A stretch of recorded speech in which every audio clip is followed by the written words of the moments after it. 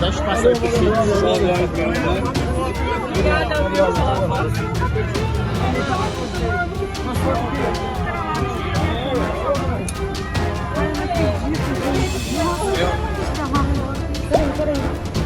Que fora, Bolsonaro tá de jegue viajando, né?